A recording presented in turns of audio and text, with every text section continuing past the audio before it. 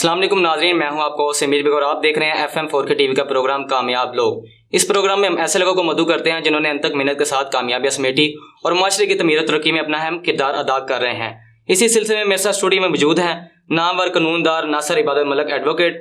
आप district bar association के senior नायब सदर हैं, तो आइए इनसे बातचीत करते हैं। अस्सलाम वालेकुम सर। वालेकुम सलाम। कैसे हैं आप? जी सर, सवालों का आगाज़ करेंगे। आपके वालिद मोहतरम जनाब इबादत अली मलिक साहब एक नामवर वकील हैं, क्या आपने उनको देख के वकालत के शोबे में आने का फैसला किया? जी, इसमें लाजमी बात होती है कि एक बेटे के लिए उसका वालिद उसका आइडियल होता है। मैं चूँकि घर में बड़ा हूँ, तो मैंने जब से आँख खोली है तो मैं घर में सवाए कचहरी वकील कचहरी आ रहे हैं, कचहरी जा रहे हैं, वकला ज़रात घर में आ रहे हैं, वकला ज़रात। तो बचपन से ही ये हमारे घर में वकालत कचहरी और ऐसे है जैसे वो हमारे खून में सरायत कर गई है जी। तो जो बड़े हुए तो वो ज़ाहिर वाला साहब एक आइडियल होते हैं और उनका पेशा भी जो है ना, एक वक्त ऐसा आया कि वो एक मेरे लिए एक ऐसी टारगेट बन गया कि मैंने भी वकील बनना है। और ये बात सच है कि मैं उनसे ज़्यादा मुतासर होकर शुबा वकालत में है। आप एक कामयाब वकील हैं, वकला में अपने वालिद साहब के अलावा किन किन वकला से मुतासिर हैं? वकालत एक बहुत जिम्मेदाराना, बहुत मुश्किल एक पेशा है। एक खिदमत का ऐसा एक काम है कि अगर इसको खिदमत समझ कर किया जाए तो इस जैसी खिदमत कोई नहीं है। शुबा वकालत में बहुत बड़े बड़े नाम आए हैं, मतलब हमारी गुजरात कचहरी में बड़े बड़े नाम हैं। मेरे वालिद साहब भी खुद भी सिविल क्रिमिनल महकमा माल इस्तेमाल के बहुत माहिर वकील थे।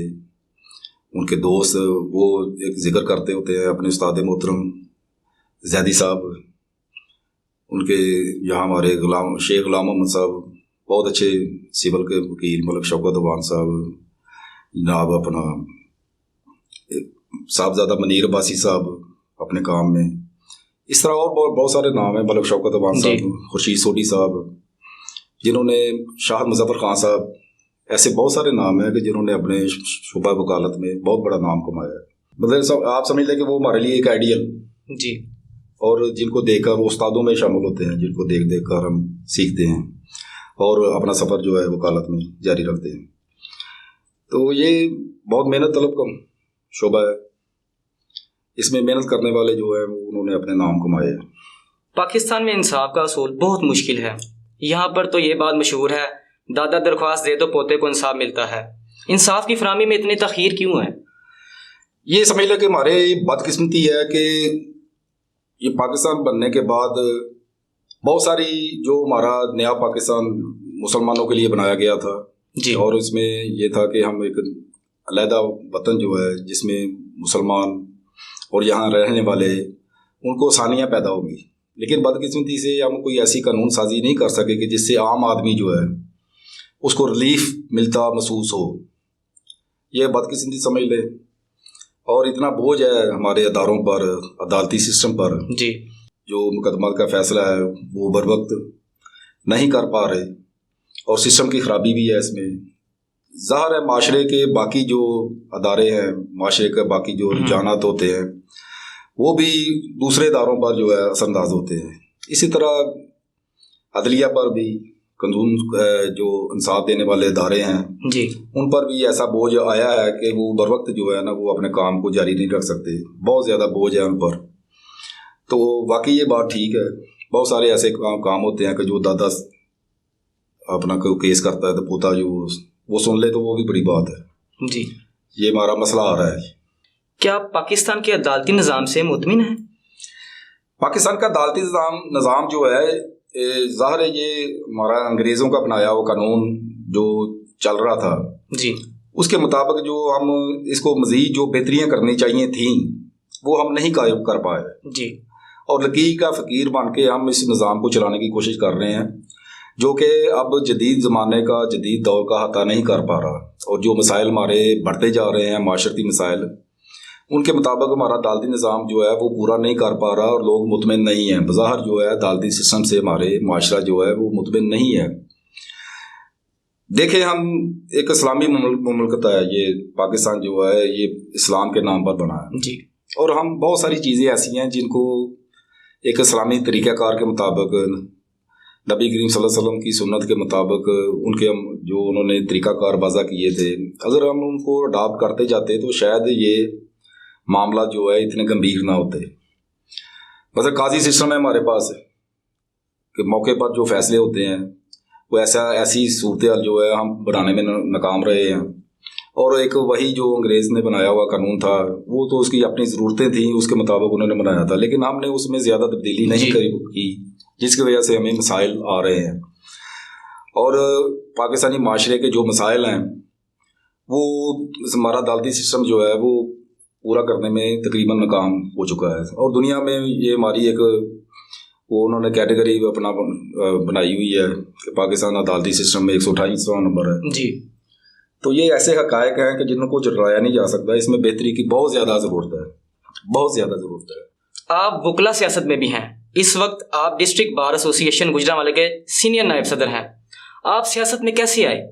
सियासत जो है ये असल में मैं तो ये समझता हूँ, मेरी हद तक तो मैं अपनी ज़ात की हद तक समझता हूँ कि जब आप मसाइल में जब बोलना शुरू करते हैं, जब मसाइल की निशानदेही शुरू करते हैं और जब महसूस करते हैं कि ये मसाइल को हल होना चाहिए, तो मेरा ख्याल है ये ऑटोमेटिक आप उस निज़ाम में आ जाते हैं जिसको आप सियासत कहते हैं जी। तो ये इंसान के अंदर ही मौजूद होती है चीज़ें।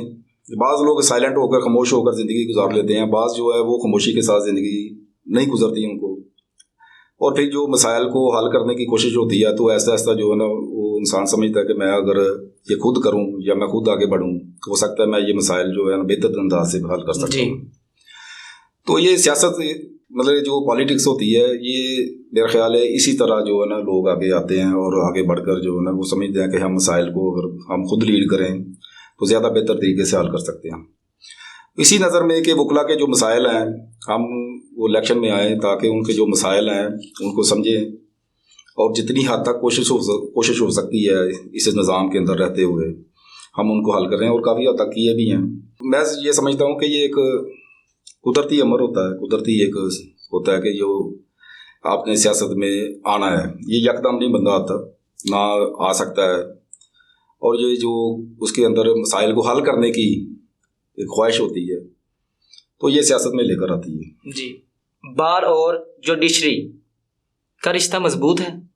बार और जुडिशरी एक दूसरे के लिए लाजम मलजूम है, ये एक दूसरे के बगैर चल नहीं सकते, ना इनका तस्वर है जी। और ये बार और जुडिशरी जो है ये मिलकर जो है ये इंसाफ की फराहमी में किरदार अदा करते हैं। इनमें ज़रा भी कोई खलाफ आएगा तो ये समझे कि सिस्टम जो है वो बैठ जाएगा।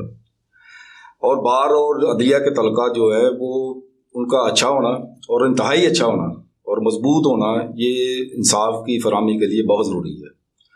और हम कोशिश करते हैं कि अदलिया के साथ जो है तलकात, बार के जो तलकात हैं वो बेहतर अंदाज से हों ताकि जो लोगों के इंसाफ की फराहमी है वो तेज़तर और बेहतर तरीके से हो जाए। जी।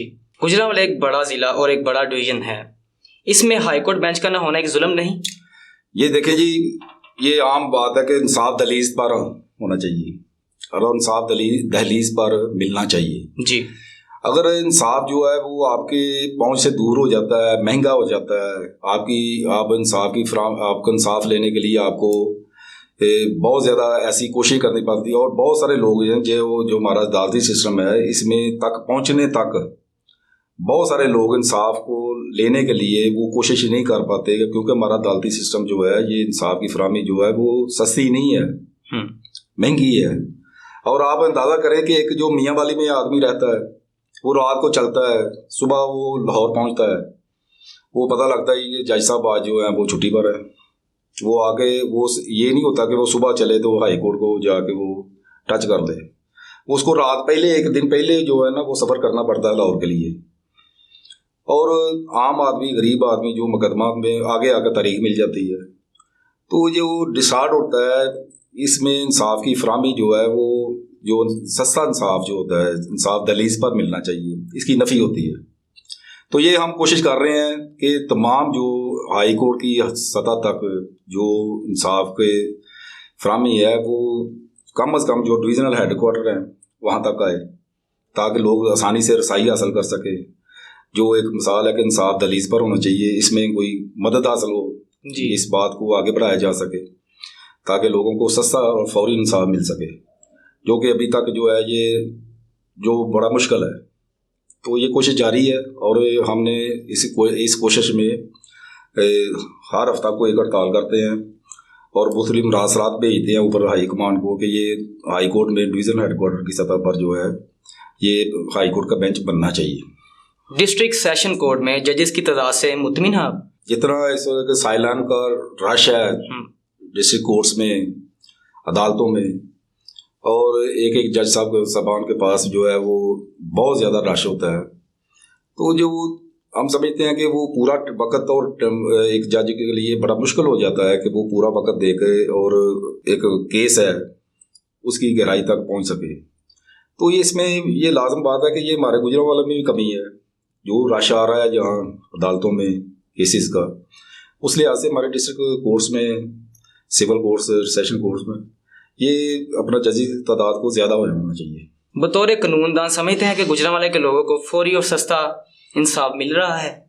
फौरी और सस्ता इंसाफ जो है ना, मैंने कहा कि पहले भी मैंने जवाब दिया था कि फौरी और सस्ता इंसाफ जो है ना यहाँ ज़रा मुश्किल होता जा रहा है जी।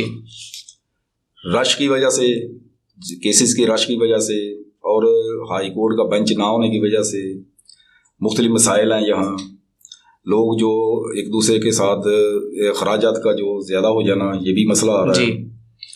और हमारे पास वकला हज़रात कोशिश करते हैं कि ये लोगों को जो हकदार हैं, जो फीसें अदा नहीं कर सकते, हमारे वकला जो है वो कोशिश करते हैं कि उनको जो है बगैर फ़ीस के और उनको इंसाफ की फराहमी में, रसूल में उनके मददगार बना जाए, और हो रहा है।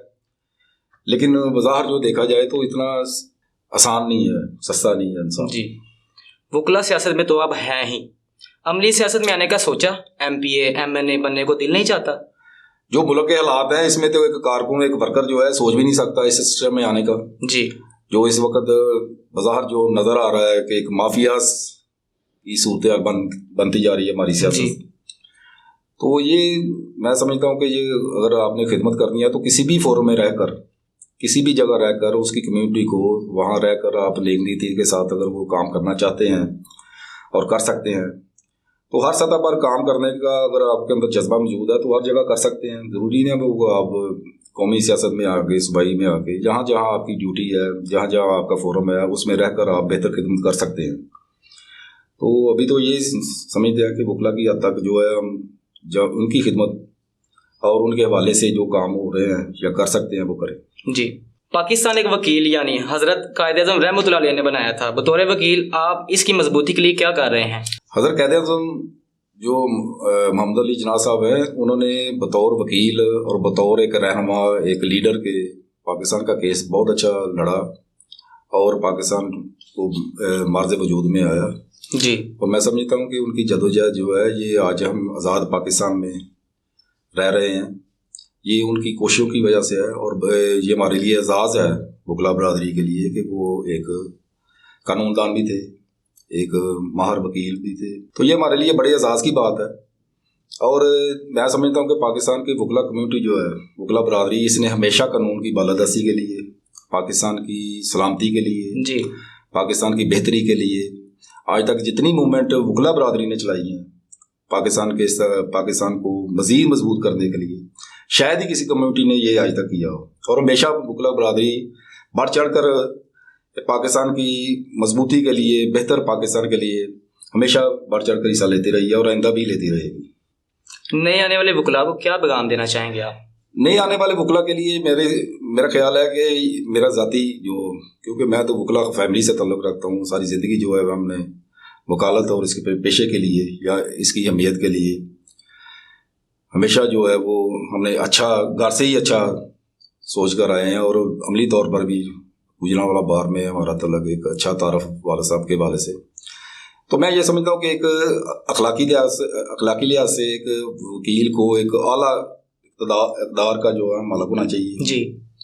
एक उसके पेशे की अहमियत के नज़र वो ये बहुत आला पेशा है, उसको अपना मेयार जो है उसको किसी ऐसी सरगर्मी में हिस्सा नहीं लेना चाहिए को जो माशरे की मनफी सरगर्मियाँ हों उसमें उसको नहीं जाना चाहिए। और पेशे के वक़ार को मलूज़ खातर रखना चाहिए, हर वक्त अच्छी गुफ्तगू करे और उसका पढ़ने से कानून के इल्म हासिल करने के लिए उसको जद्दोजहद करनी चाहिए जी, ताकि लोगों को बेहतर तरीके से वो गाइड कर सकें।